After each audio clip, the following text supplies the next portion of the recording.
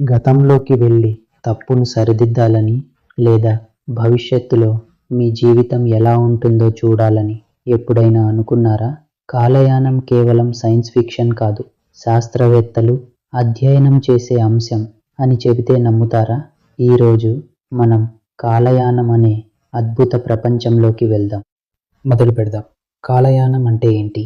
ఒక చోటు నుండి మరో చోటికి వెళ్ళినట్టే కాలయానం అంటే కాలంలోని వివిధ బిందువుల మధ్య ప్రయాణం. ఒక యంత్రంలోకి అడుగుపెట్టి బటన్ నొక్కగానే అకస్మాత్తుగా మీరు ప్రాచీన ఈజిప్ట్, డైనోసార్ల యుగం లేదా క్రీస్తు శకం 3000లో ఉన్నట్లు ఊహించుకోండి. అసాధ్యంగా అనిపిస్తుందా? బహుశా కాదేమో. 100 ఏళ్ల క్రితమే ఐన్స్టీన్ కాలంపై మన అవగాహనను మార్చేశారు.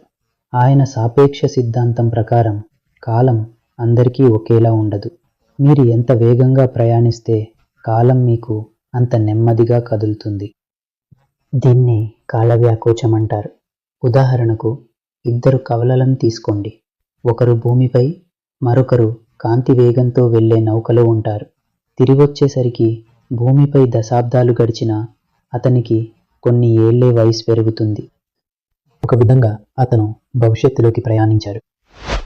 మనం భవిష్యత్తులోకి వెళ్ళగలమా? భవిష్యత్తు ప్రయాణం సాధ్యమేనని శాస్త్రవేత్తల నమ్మకం. అంతరిక్ష కేంద్రంలోని వ్యోమగాములు ఇప్పటికే స్వల్పకాల విస్తరణను పొందుతున్నారు. ఇది చాలా తక్కువైనా సమయం మారుతుందని నిరూపిస్తుంది. కాంతి వేగాన్ని అందుకోవటమే అసలైన సవాలు. నేటి సాంకేతికతతో అది దాదాపు అసాధ్యం. మనం గతంలోకి వెళ్ళగలమా? గత ప్రయాణం చాలా క్లిష్టమైనది. ఎందుకంటే అది విరోధాభాసాలను సృష్టిస్తుంది. దీనిని తాతగారి విరోధాభాసం అని కూడా అంటారు. మీరు కాలంలో వెనక్కి వెళ్ళి మీ తాతయ్య, మీ నానమ్మను కలవకుండా ఆపారని ఊహించుకోండి. వాళ్ళు ఎప్పుడూ కలవకపోయి ఉంటే మీరు పుట్టేవాళ్ళు కాదు. కానీ మీరు పుట్టనే లేకపోతే ఎవరు కాలంలో వెనక్కి ప్రయాణించారు? అయోమయంగా ఉంది కదా. కాలంలో వెనక్కి ప్రయాణించడంలో ఇది అతిపెద్ద సమస్యలలో ఒకటి. వార్మ్ హోల్స్ అనే అంతరిక్ష సొరంగాలు కాల అంతరిక్ష బిందువులను కలుపుతాయని శాస్త్రవేత్తల అంచనా. కాగితాన్ని మడిస్తే దూరంగా ఉన్న బిందువులు దగ్గరవుతాయి. వార్మ్ హోల్ విశ్వంలో ఒక షార్ట్ కట్ లాంటిది.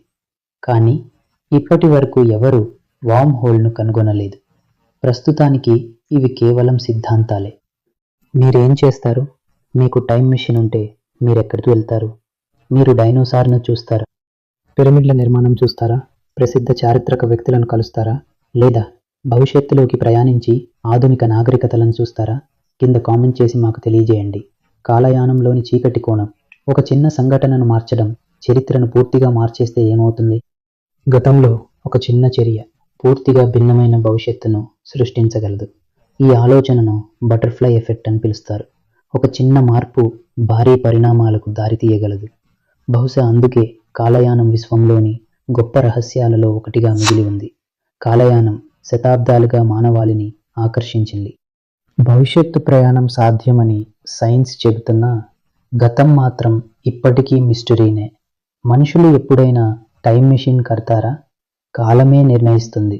అప్పటిదాకా ఈ సాహసం కొనసాగుతుంది.